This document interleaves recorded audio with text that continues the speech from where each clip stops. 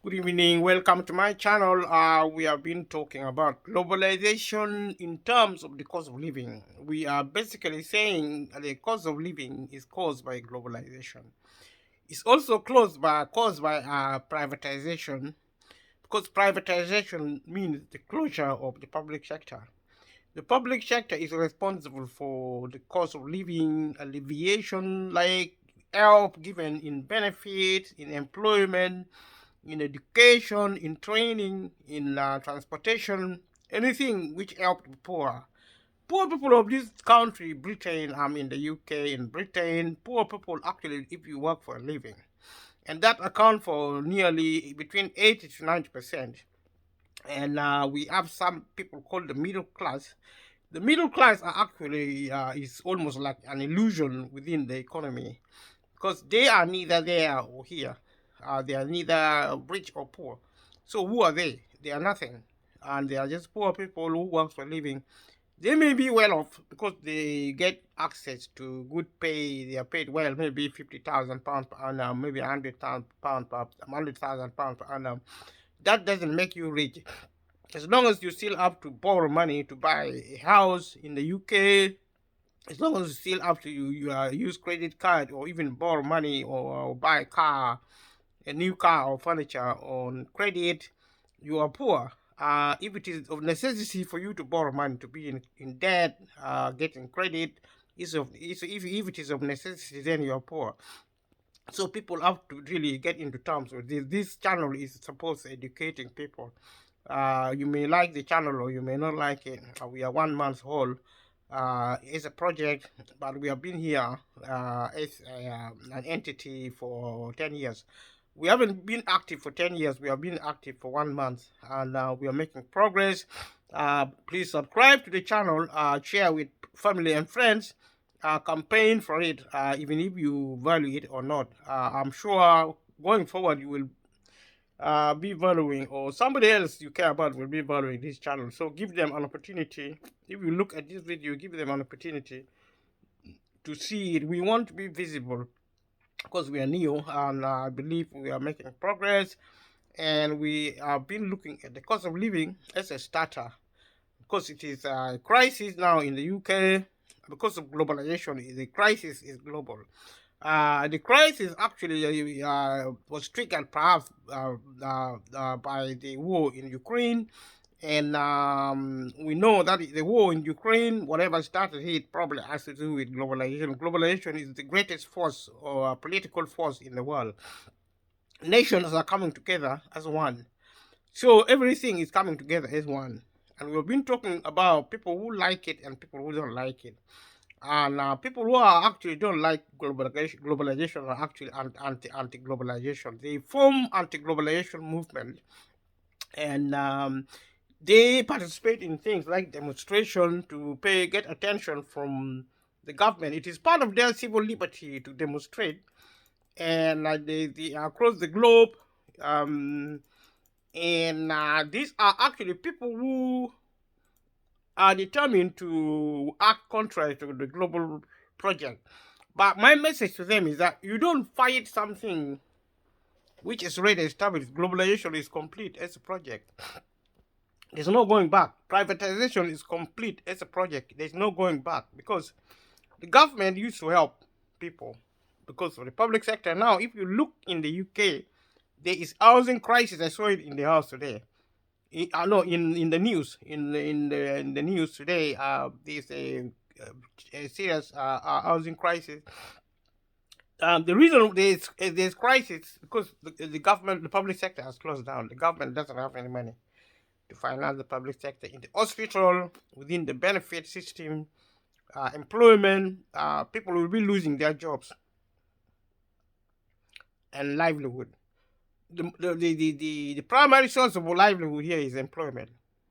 People are paid low because the government cannot support the industry to create jobs. But there is also another pressure of technology, which the government is actually helping to invest in.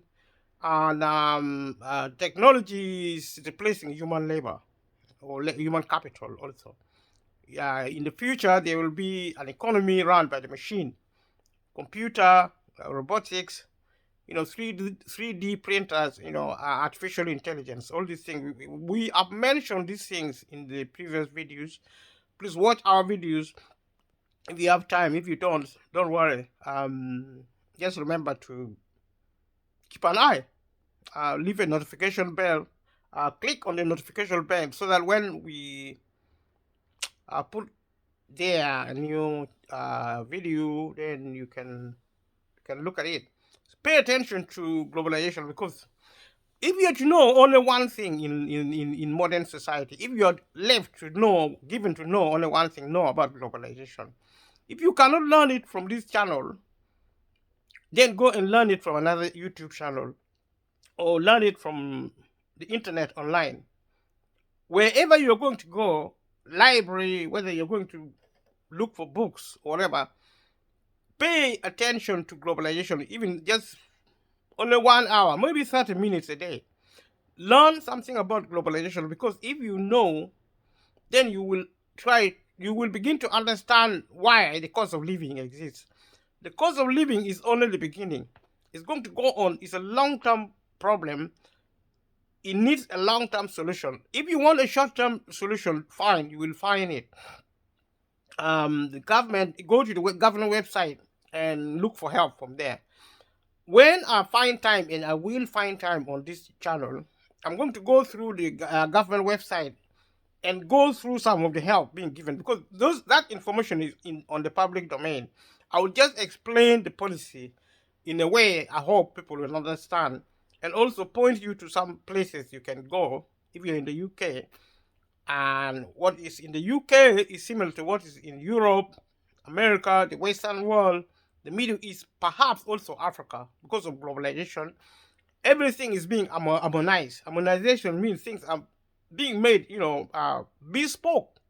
Bespoke. I mean, if something is happening in Europe, it's probably happening in Africa, in other parts of the world, Brazil, South America, poor developing countries and developed countries. It's the same.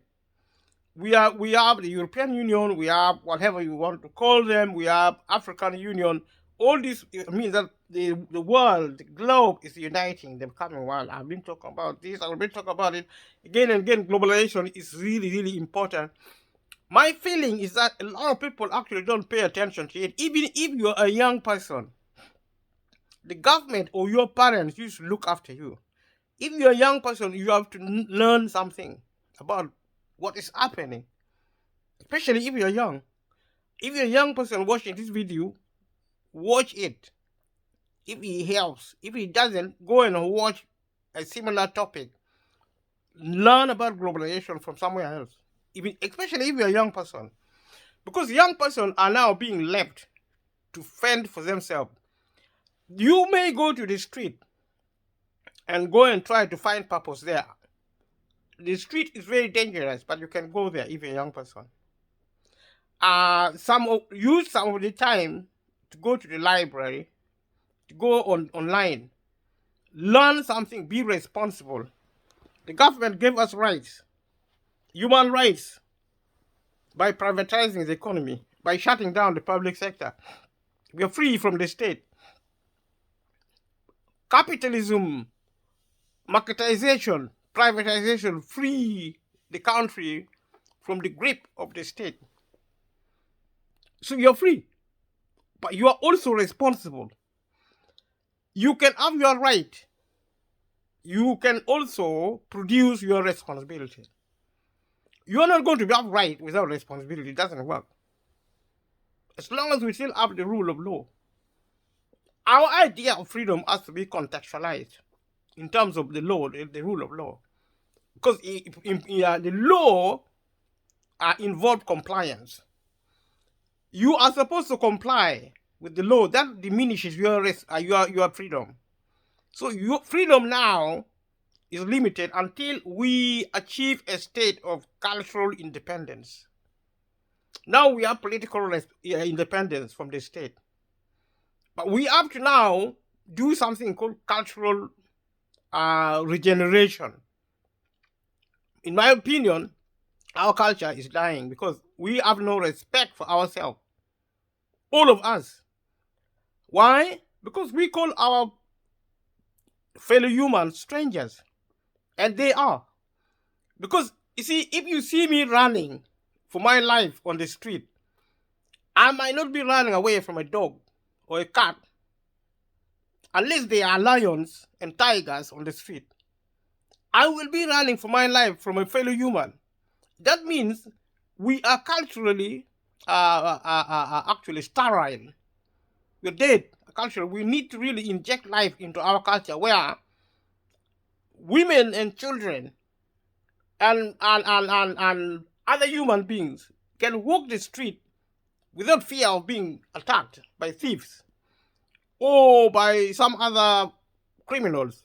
As long as we are criminals, it means we are mature. We are children, and we are children because we are culturally bankrupt, and that is what I call lack of cultural knowledge, illiteracy. So, in what I term here in this video series as the cultural economy is something we need to look at. Is part of progress we have neglected for so long. The human condition is really bad. We are not supposed to fight. We are not supposed to go to prison. That is evidence that we are bad people. Whether you like it or not. I know people like to think they are good. Yes, if you are good, you shouldn't go to prison. Or you shouldn't actually argue with your husband or with your friends. You shouldn't be fighting in any way. There should be peace. Because there is no peace. People are not happy. Even if they are rich, they are not necessarily happy. You ask rich people.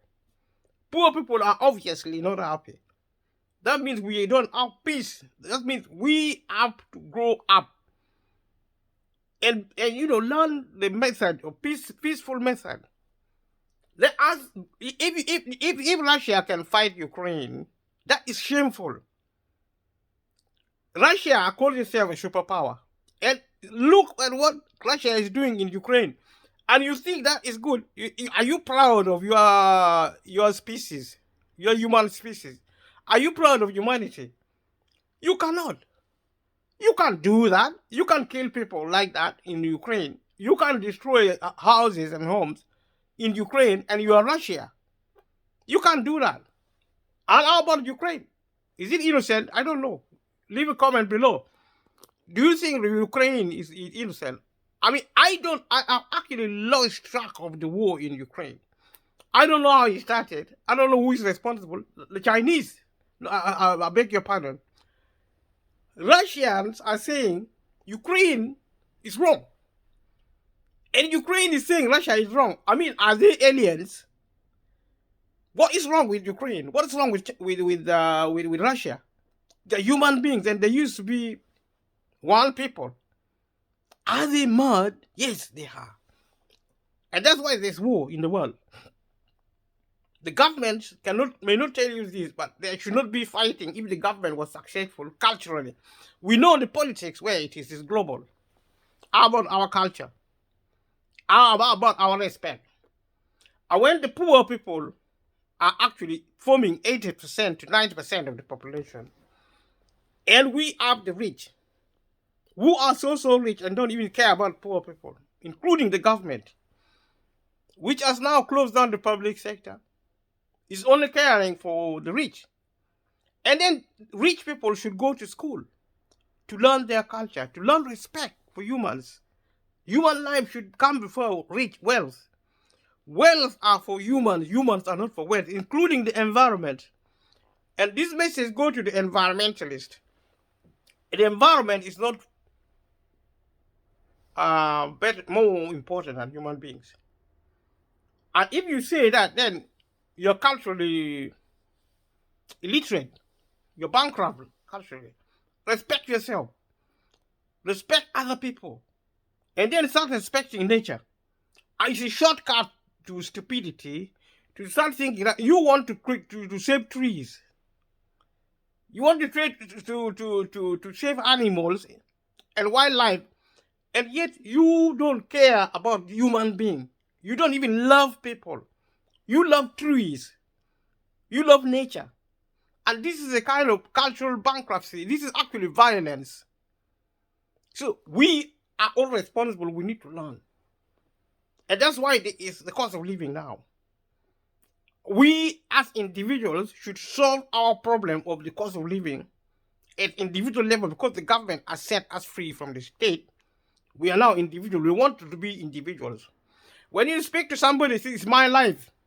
I do what I like. You mind your business. This is how we talk to each other. So what I do it without care of what other people think. That is freedom. You are free. But you have to take responsibility for your life. We have the cost of living. It is your responsibility to help yourself. The government is gone.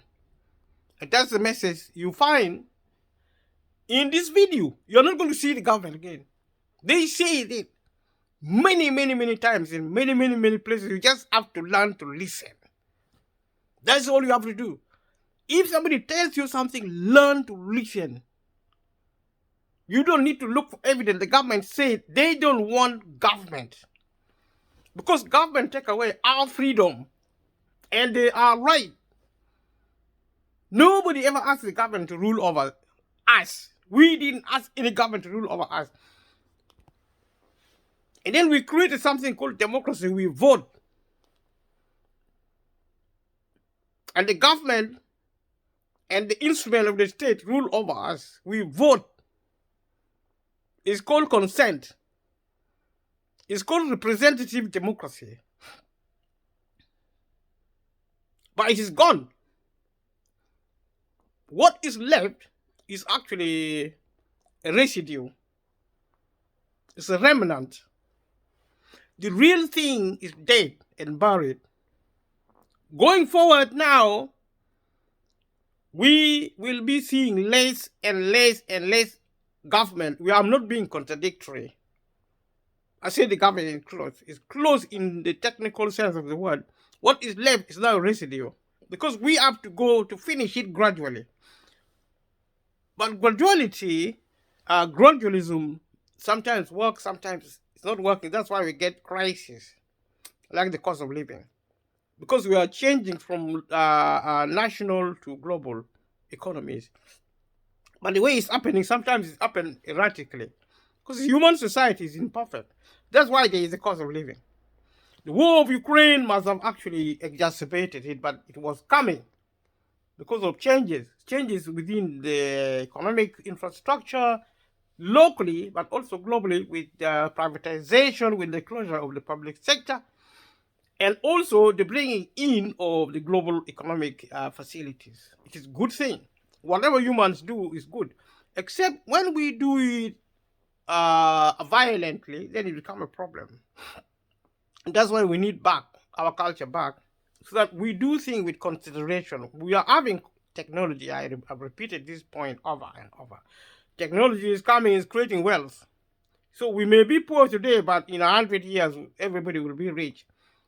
From now going forward, there's going to be more and more wealth.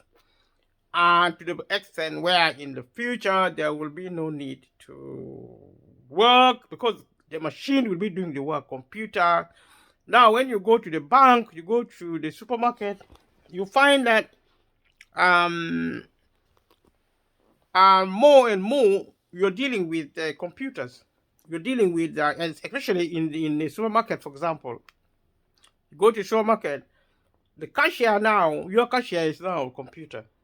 So you are your own cashier. You are the machine operator now. The customer is now the machine operator. The future of supermarketing is that you go and the camera scans your face and identity, and they know exactly how much money you have in your bank, who you bank with. They know it, where you live, all your identity. That's in the future, in the near future. You go with your trolley, you go and take a thing, stuff from the shelf, you put it in your basket and in your bag, you walk out, there's nobody.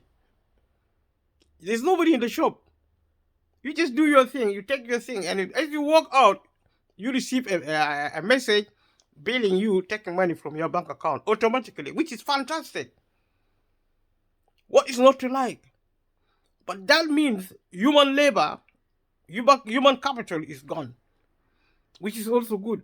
And that will encapsulate different industries, different sectors. Medicine, the legal system, Everything will be mechanized, will be machinized, which is good. Human beings do not have to do anything. We are all bosses. You just go. I mean, you can go on holiday if you want, because the flights are free, the foods are free, everything, the hotels are free because they are built by the machine. There's something called 3D printers. It's now being used in places like China and the rest of the world. 3D printers can now print mansions, I think, in weeks or months. Automatically. It is real. This is not fiction. They are there. You just have to look. They are there. That's why globalization is now dynamic, because the transportation now, like there are faster and faster airplanes being built. In the future, this airplane will be autopiloted. You see, they are going to be built by 3D printer, and material like nanotechnology is going to improve the way material works, including fuel technology. So the world is going to be a better place, a cleaner. People don't have to fight to save the environment because technology will help. We're going to have clean energy, and it's going to be affordable. It's going to be accessible. So that is good news. But that does not mean we are going to live peacefully, because we are humans. We are not machines. So we need our culture. That's why I coined a phrase and also probably hopefully a concept called cultural economy. Look out for it. It's probably only on this video. If you think it makes sense, leave a comment below and let me know. So there are people who do not like globalization anyway. They're opposed to it, but my message to them is clear. Globalization is now here to stay. We like it or not, but the debates continue, because some people think globalization can still be reversed. And that's what I'm looking at here. They don't like things like they criticize things like the aspects of globalization. Some of them criticize things like the something called corporate capitalism. Corporate means big businesses. Corporatization, it means these are big businesses. They are very wealthy. They have a lot of power. Some people fear power because power stifles competition. But that is too late. All these concepts, don't worry about them, competition or otherwise. The market now rules. The market economy created the cost of living, because it was the market which actually pushed up the cost of energy, cost of food. These are indicators of the power of the market, because it can do whatever it likes. For now, maybe it does the right thing, because the thing is that the market is created for the rich, and there are only 10% millionaires in the world. Billionaires, rich people across the globe, they're only 10%. The rest have to work for a living, and they are not rich. So the cost of living relates to people who work for a living, who I believe should be know themselves as being poor. So these people create organizations. These organizations are called movements. Some of these organizations are often commonly referred to as the Alter Organization, Alter Globalization Movement. Alter Globalization Movement are actually a group who actually believe they can change it. They are wrong. Globalization can be altered, but it doesn't. Alteration doesn't mean it's going to stop. They can try to influence it in some way. Yes, fine.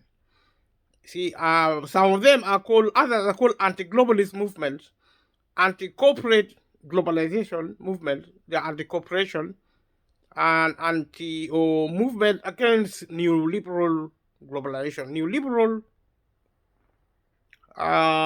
liberalism means freedom. Means freedom. So probably they think globalization is actually preventing freedom. But freedom or otherwise, globalization is here today. It's going to be big and powerful. And probably good. Mostly it's going to be good if people use it effectively. Because there is technology, there's many good things within the modern world.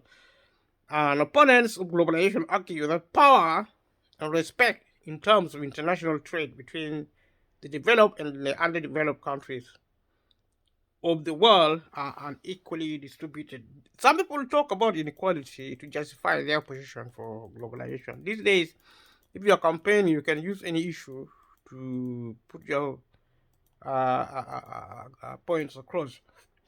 And these groups are actually diverse with different subgroups, which makes up this movement. And they include some of the following: trade unionists, environmentalists, anarchists, land rights and indigenous rights activists, organizations promoting human rights and sustainable development, opponents of privatization, and anti-sweet shop campaigners.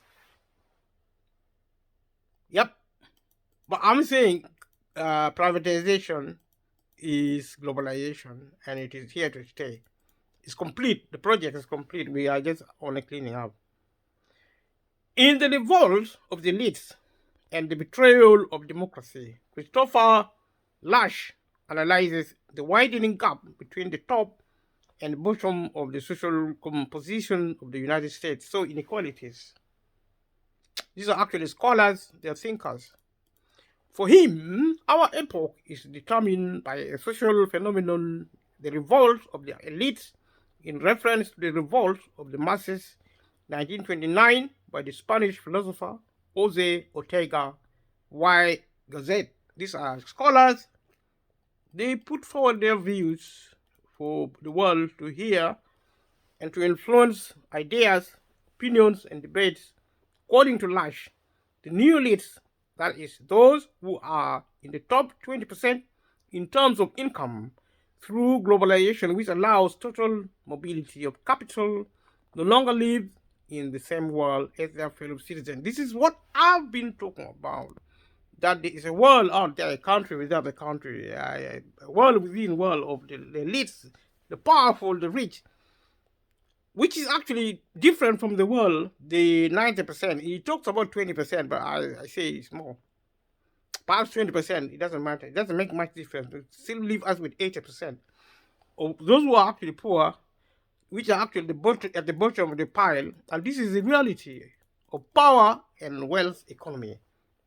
In this, they oppose the old bourgeoisie of the 19th and the 20th centuries, which was constrained by its special stability to a minimum of routine and civic obligations. Globalization, according to the sociologists, are turned elite into tourists in their own countries. So they're visitors. They are a class, you look at them, you see them, but you don't reach them. They are a world within a world, and their own worlds. And privatization is there for them, and the government is there for them, and the poor of the world is on their own. The nationalization of businesses, enterprises tends to produce a class who see themselves as world citizens, but without accepting any of the obligations that citizenship in a polity normally implies.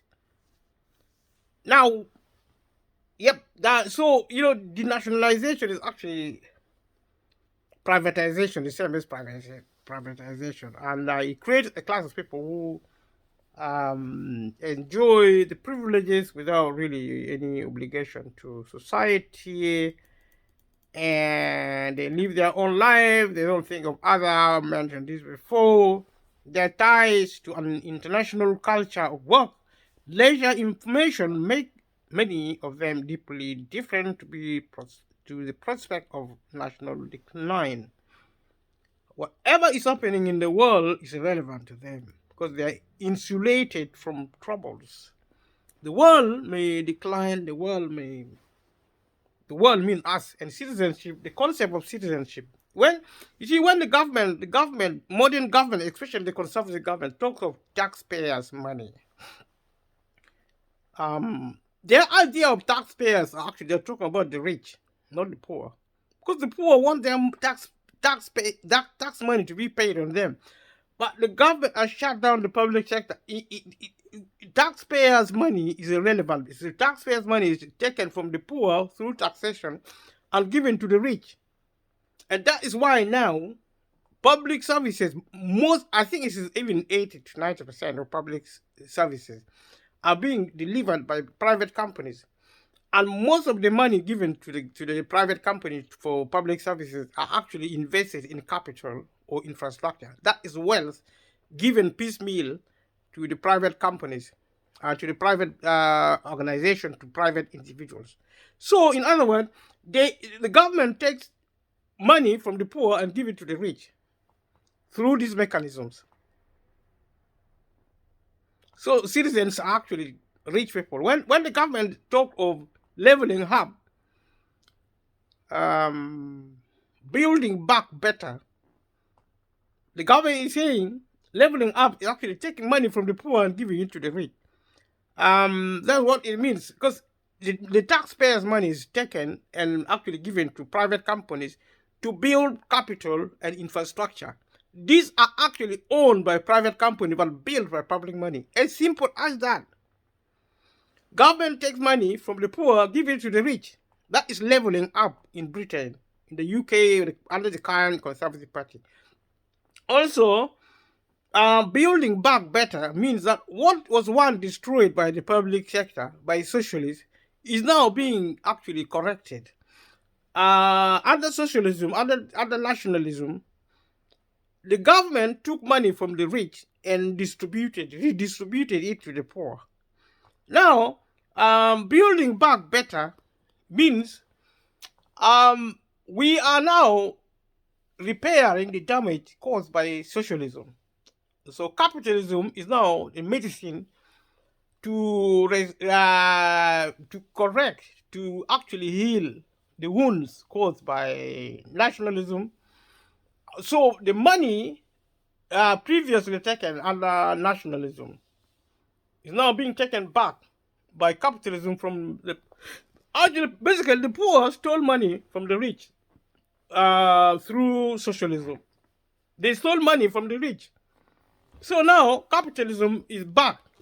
He's trying now to take back the money stolen from the rich by the poor. So money is now being taken away by the government from poor people and giving it back to the rich, because it wasn't actually the poor. The money didn't belong to the poor people in the first place. It belonged to the rich. So socialism tried to steal money from rich people and give it to the poor. It's like Robin Hood.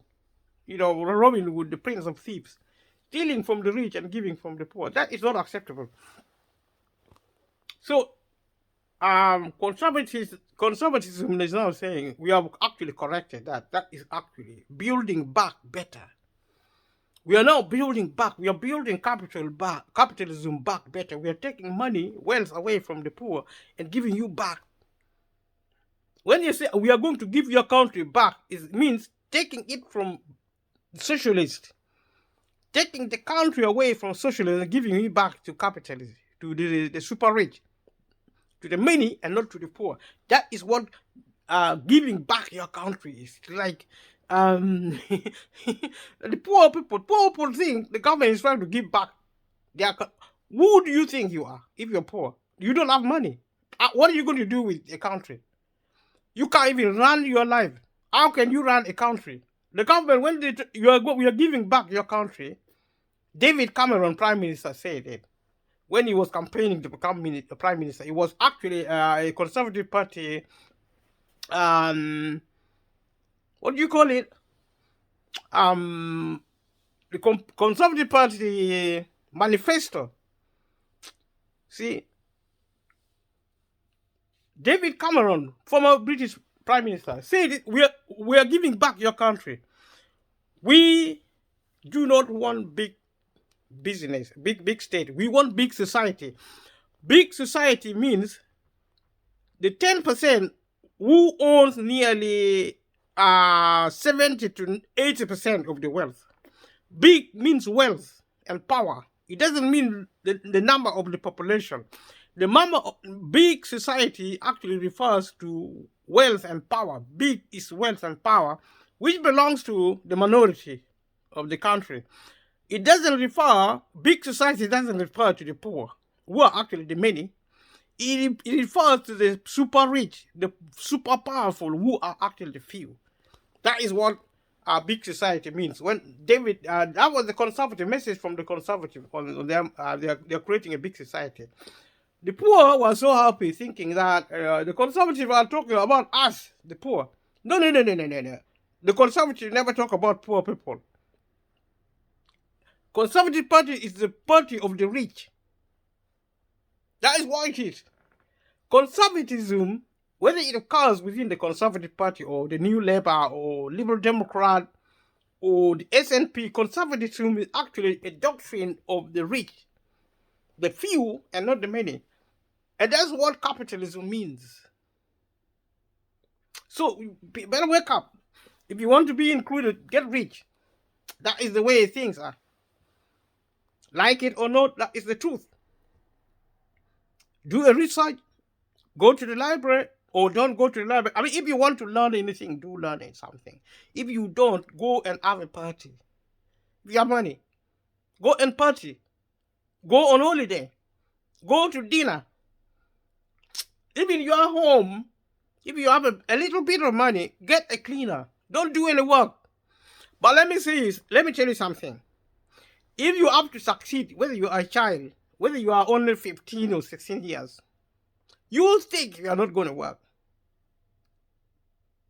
But think again, because you cannot succeed without work. Go out to the street, try to be a thief. If you are lucky, you're going to be alive. If you are not lucky, you're going to get killed. You're trying to steal somebody's property, you're going to get killed. Try to rob somebody, you can kill somebody and go to prison, or you get somebody killing you. If you want to live well, whether you're in a rich country, whether you're rich or poor, whether you're in... I mean, rich people should work. Even if they're successful, but they don't have to. If they work, if rich people work, they get more success. If they don't work, they get less success, but they will still be rich. They don't have to work for a living. That's the difference. But if you're poor, the 90% of this country population, some people say 20%, I say 90%. Work, because you need to succeed. Go and vote, because it makes you feel good. It makes you own your right to have a say in this country. Listen to my video. If you like it. If you don't like it, listen as well. You're going to be okay as long as you have the time. If you don't have the time, take time off, but come back. Remember to come back and watch my video. I'm going to say some really cool things going forward. And if you think it is not cool, leave a comment below and let me know what you're thinking. If you have some cool things to say yourself, let me know. I'm actually looking for an equipment to do video conferencing. If you catch my eye, then maybe I will allow you to speak on my channel if I think you really have something cool to say. Because we are all in this together. See, we are all in this together.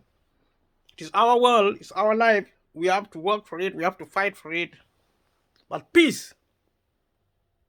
Let us be cultural people.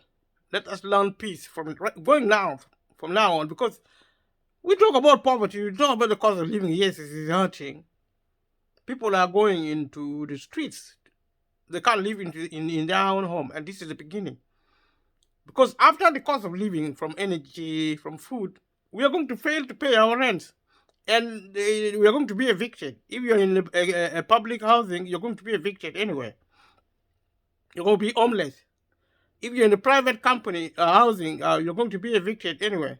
Right now, you can be evicted in any way, even if you're paying your rent. Because, you see, public sector do not have money even to repair property. People are living in a house really damaged by disrepair.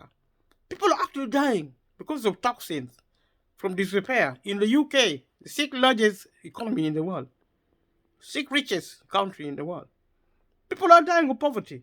Because if you're in a house with molds, with toxin, because the cannot afford to repair it. The council, it's not like the council are actually, but even small and medium business, they don't have money. They're shutting down. If you are actually a tenant, if you're poor, you are not even respected. Our culture doesn't respect poverty. Or poor people are not respected at all. I mean, multimillionaires get what they want. You don't. I mean, you are less of a citizen than a rich person. So this is the way things are. You need to really wake up. The cost of living should serve as an opportunity to wake up from the long deep sleep. And this channel, I believe, I hope this channel is going to start helping us to open our eyes to see, to look at the truth. My invitation are for people who want to know, because they can talk to me.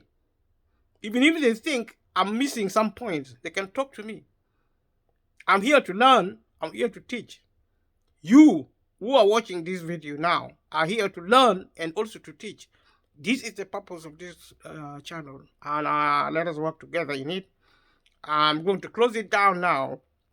Subscribe and talk to me and support this channel. Share with your family and friends, and I'll see you in the next video. Thank you. Bye-bye.